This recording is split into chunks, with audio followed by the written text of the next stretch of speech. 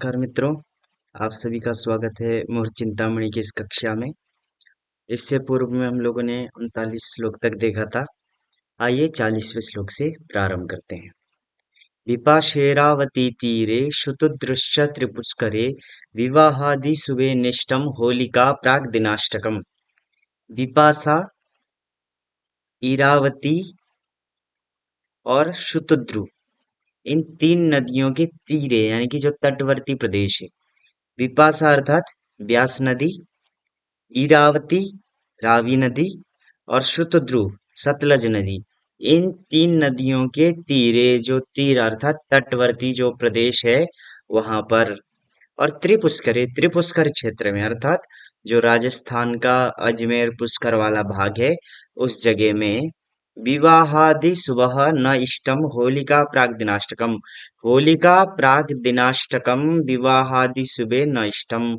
होलिका प्राग दिनाष्टकम, होलिका के प्राग दिनाष्टकम पूर्व के जो अष्टकम दिनम जो 8 दिन है वह विवाहादि शुभे नष्टम, विवाहादि शुभ करियो, विवाहादि शुभ कर्मों में न इष्टम न शुभम, शुभ नहीं होते हैं। अर्थात कि जो फाल्गुन का जो अष्टमी है वहां से लेके पूर्णिमा पर्यंत जो विपाशा नदी का तर है, वो तट है, इरावती का तट है, शतुद्रु सतलज नदी का तट है और त्रिपुष्कर क्षेत्र में इन समयों में विवाहादि जो शुभ कार्य है वह नहीं करने चाहिए। क्या होते हैं?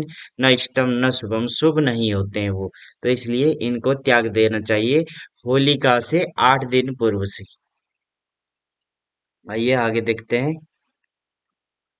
अब कुछ दुष्ट योगों का परिहार बताया गया है। मृत्यु कर्कच दग्धादि निंदौ सस्ते शुभान जगुः केचिद्यामोत्तरञ्चान्ये यात्रायामेव निन्दितान् अयोगे सुयोगोऽपि चेत् स्यात् तदानीम् अयोगं निहत्यैष सिद्धिं तनोति परे लग्नशुद्ध्या कुयोगादिनाशं दिनार्धोत्तरं विष्टिपूर्वं च सस्तम्। मृत्यु, मृत्यु योग, जो आनंद आदि योगों में मृत्यु योग आया था वह। कर्कच योग, कर्कच योग हम लोग पहले भी देख चुके हैं इसी प्रकरण में। षष्ट्यादि तिथयो मंदाद विलोमम प्रतिपद्बुदे सप्तम्यर्के दमा षष्ट्याद्यामश्चरद धावनी, ये जो है वह कर्कच योग था।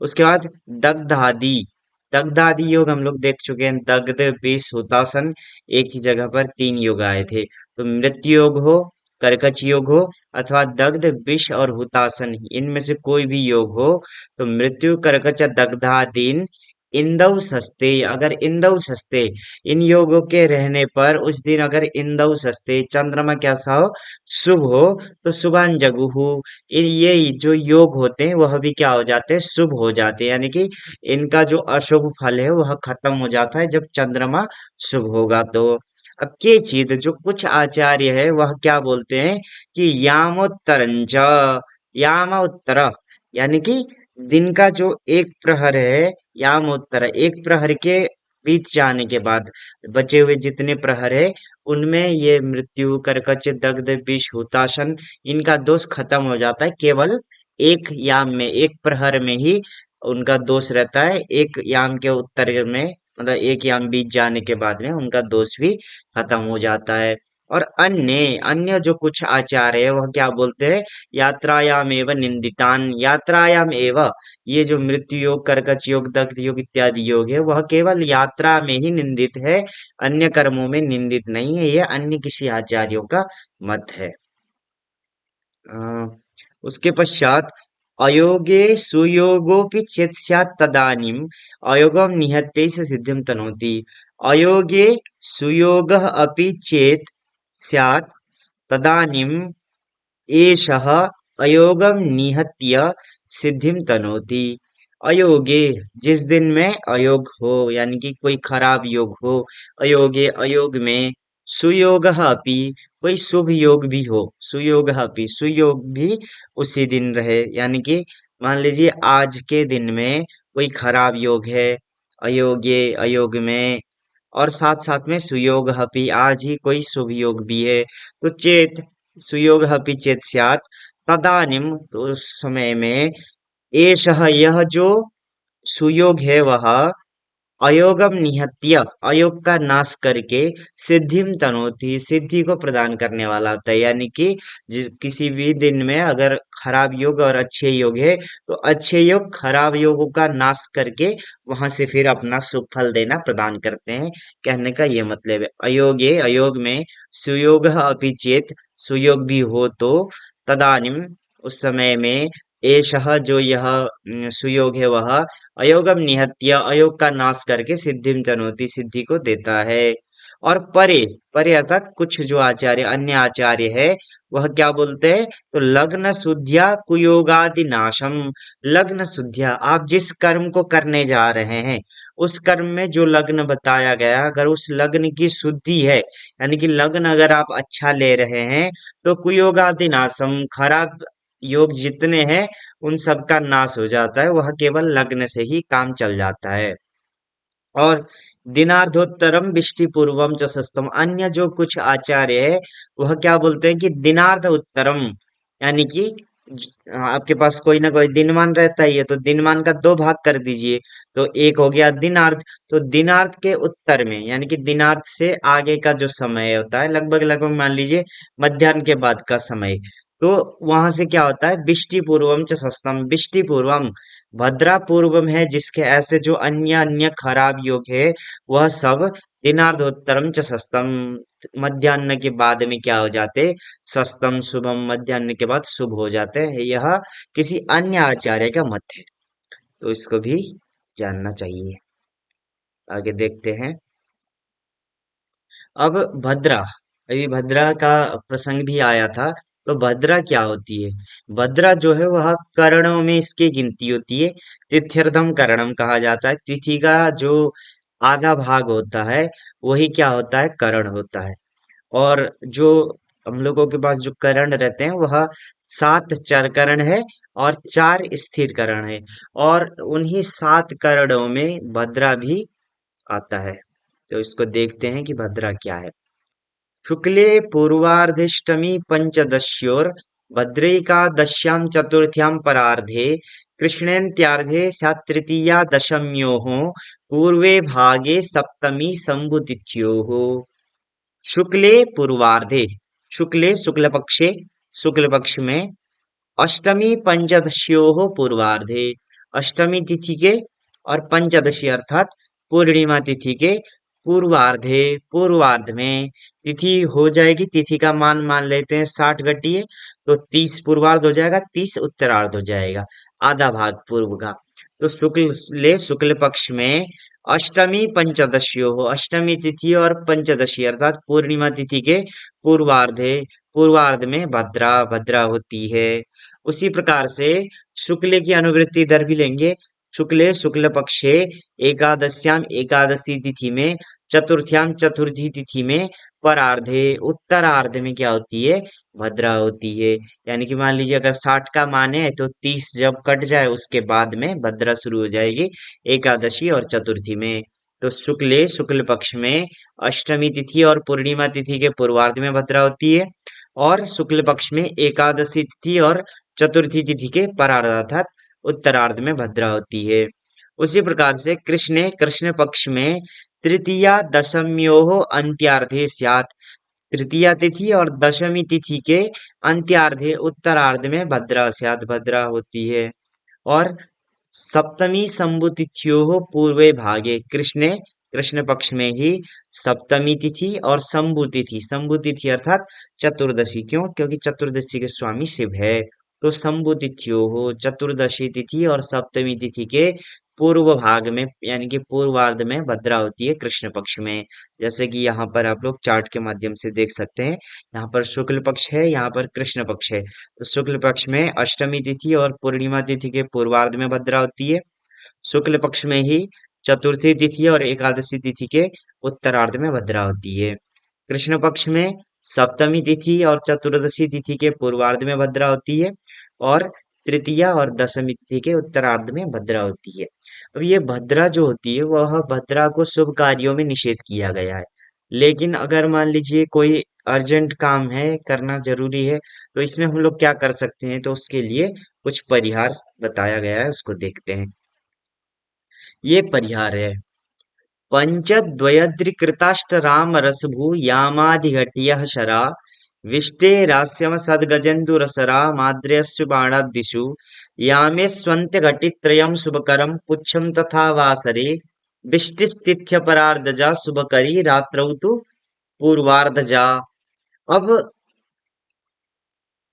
हम लोग देखेंगे कि जब भद्रा रहेगी तो ऐसे समय में उसका परिहार क्या हो सकता है।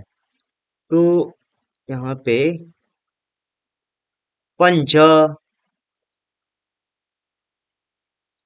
पंच पंच मतलब पांच, दुई अद्रि सात, कृत चार, अष्ट आठ, राम तीन, रस छः, भू एक। इनकी जो याम यानी कि इतने इतने जो याम अर्थात प्रहर।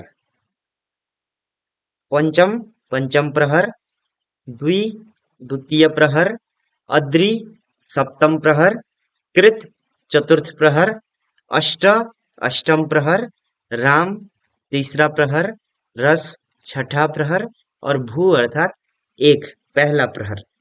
तो याम अर्थात प्रहर। इनकी जो आदि घटिया शराहा, आदि घटिया इन इन प्रहरों की जो आदि की जो शरा घटिया जो पांच घटी होती है वह बिष्टे आस्यम। बिष्टि अर्थात भद्रा का क्या होता है, आस्यम अर्थात मुखम, मुख होता है। अब कैसे इसको ले जाना है, तो इसको क्रम से ले जाना है। जैसे यहाँ पर जो क्रम था, यहाँ पर जो क्रम है ये, इसको इस क्रम से ले जाना है। तो चतुर्थी, अष्टमी, एकादशी, पूर्णिमा और उसी प्रकार से तृतीया, सप्तमी, दशमी और चतुर्दशी, ऐसे इसको क्रम से ले जाना है। तो सबसे पहले हम लोग यहाँ पर देखते हैं। तो चतुर्थी तिथि जो है, चतुर्थी तिथि का कितना हो जाएगा, पंच पांच, पांचवा प्रहर। उसके बाद द्वि अष्टमी तिथि का द्वितीय प्रहर। उसके बाद एकादशी तिथि का अद्रि सप्तम प्रहर। पूर्णिमा तिथि का कृत चतुर्थ प्रहर। तृतीया तिथि का अष्टम प्रहर। सप्तमी तिथि का राम तृतीय प्रहर। दशमी तिथि का रस छठा प्रहर और चतुर्दशी तिथि का भू पहला प्रहर। इन इन प्रहरों की जो आदि शरा घटी है, आदि की जो शर अर्थात पांच घटी है वह बिष्टे आस्यम। बिष्टि अर्थात भद्रा का क्या होता है, मुख होता है। आस्यम मुखम, यह क्या होता है, असद अर्थात खराब होता है, इसको त्याग देना चाहिए। उसके बाद गज, गज यानी कि आठ, इंदु एक, रस छः, राम तीन, अद्रि सात, अश्वी दो, बाण पांच, अवधि चार। इनके यामेशु इन इन यामों में अंत्य घटित त्रयम, अंतिम की जो घटित त्रयम तीन घटी होता है वह पुच्छम। बिष्टे है पुच्छम, बिष्टि भद्रा का क्या होता है, पुच्छ होता है। तो इसमें भी हम लोग क्या करेंगे, क्रमशः ले जाएंगे। जैसे चतुर्थी तिथि के गज यानी कि आठवां प्रहर।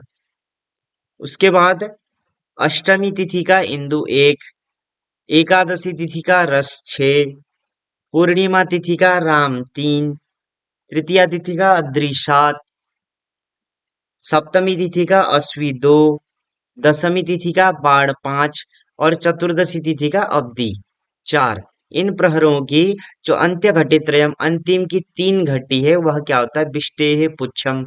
बिष्टि भद्रा का क्या होता है, पुच्छ होता है और यह शुभ कर्म शुभ फल देने वाला होता है। यानी कि भद्रा के मुख को त्याग देना चाहिए और भद्रा का जो पुच्छ है उसको ग्रहण कर लेना चाहिए। अब इसमें एक बात ये आ सकती है कि हम लोग प्रहर को कैसे निकालेंगे।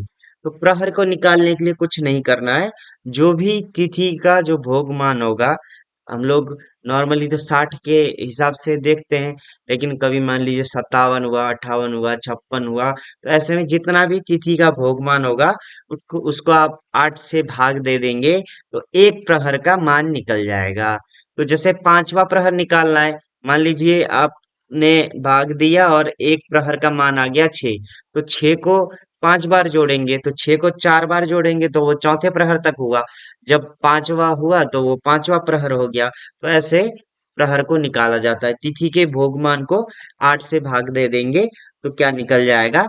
प्रहर निकल जाएगा। उसको जोड़ते हुए जाएंगे तो वहां पर जाने पर उतना जो 5 घटी है वो भाग आपका क्या हो जाएगा? भद्रा का मुख हो जाएगा। और यहाँ पर अम, उसके बाद कहा कि वासरे बिष्टिस्थित्य परार्धजा शुभकरी रात्रौ तु पूर्वार्धजा बिष्टिः तिथि अपरार्धजा वासरे शुभकरी। तिथि अपरार्धजा, तिथि के अपरार्ध अर्थात उत्तर में, तिथि के अपरार्धजा, तिथि के उत्तरार्ध में जो भद्रा होती है वह वासरे दिन में जो होती है वह शुभ फल देने वाली होती है।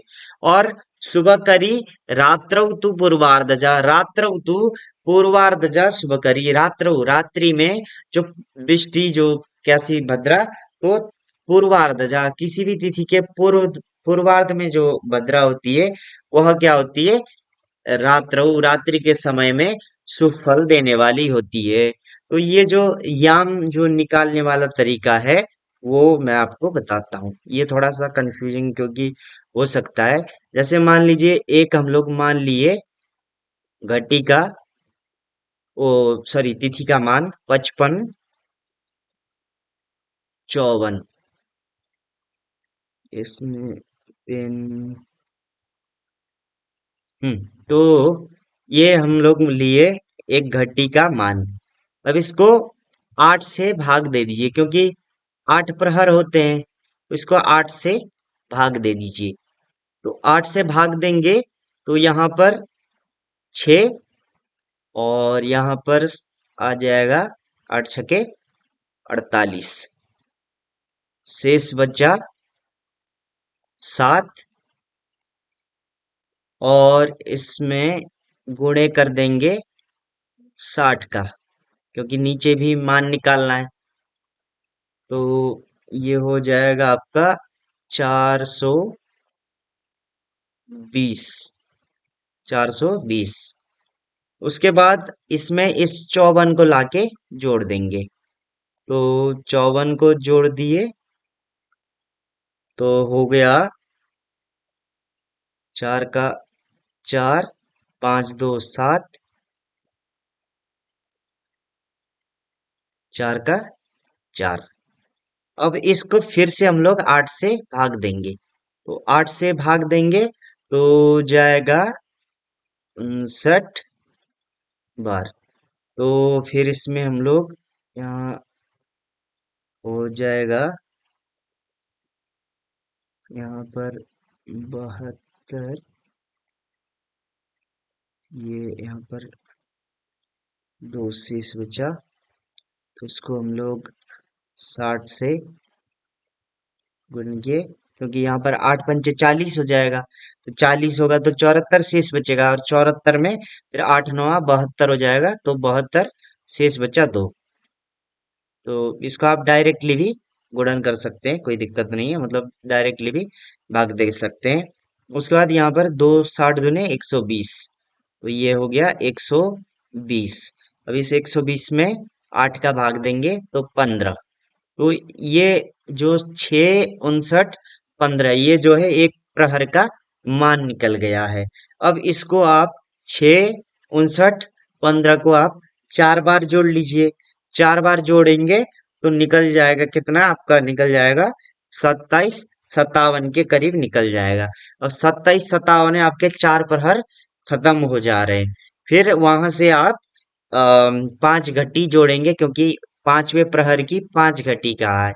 तो वहां तक जितना होगा मान, वहां तक पांचवा प्रहर में उतना घटी क्या रहेगा? भद्रा का मुख रहेगा। इसी प्रकार से अन्य को भी जानना चाहिए। तो आज के लिए इतना ही करते हैं, फिर दूसरे कक्षा में मुलाकात होगी। हर हर महादेव।